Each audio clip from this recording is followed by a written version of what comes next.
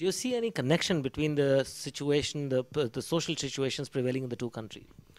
Well, I think that there are very superficial differences, and differences artificially created by the ruling class.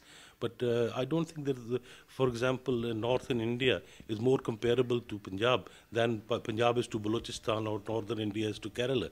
So The poverty that is to be found and that is increasing in both India and Pakistan, do you think that has any external dimension?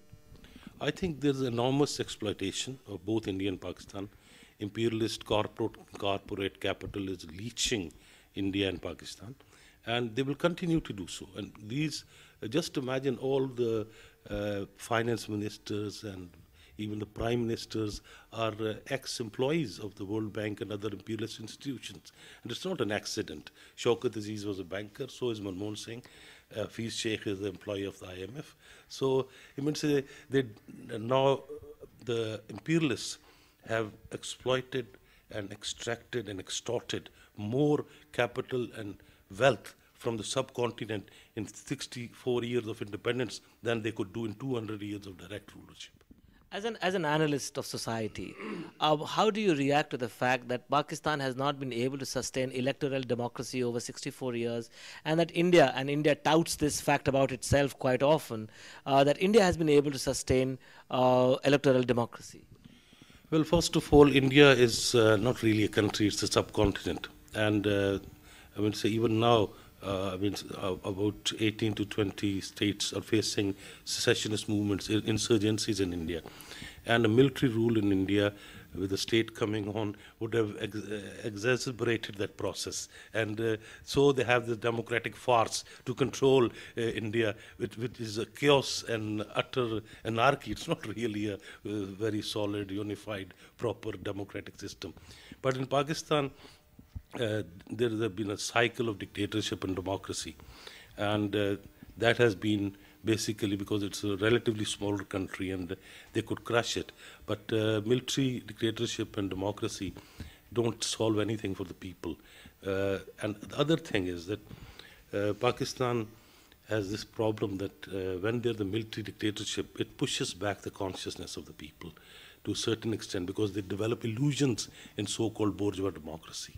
And then the revolutionary process is derailed when the masses come up into a movement and they are put up into a so-called democratic struggle, which means nothing. Democracy is a means of running a system. It's not a system itself. System is feudalism, capitalism, socialism.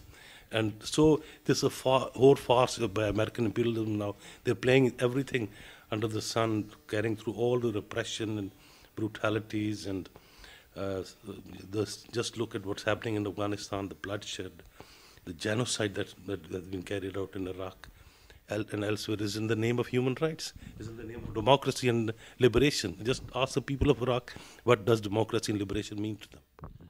After the uprisings in the Arab world, especially Egypt and Tunisia, the United States and NATO seem to be rather nervous and panicking.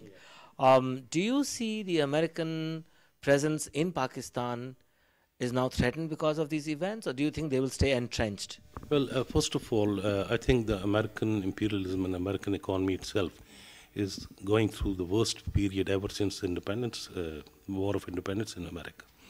There has been worst unemployment, highest fiscal deficit, and things like that. And I think this rhetoric of Obama last week when he said that with these passage of this bill by the Republicans, United States of America will become a third world country, and I don't think that's far from the truth. And this whole economic catastrophe that's going through world capitalism, especially United States capitalism, has in fact dimmed or devastated the confidence of the American ruling class. And it has exhausted itself in Iran, as in Iraq and in Afghanistan.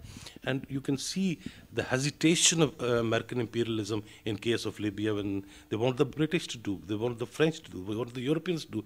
And Europeans can't do it either. So I think they're in a mess. And this shows the historical failure and historical degeneration and terminal crisis of capitalism on a world scale.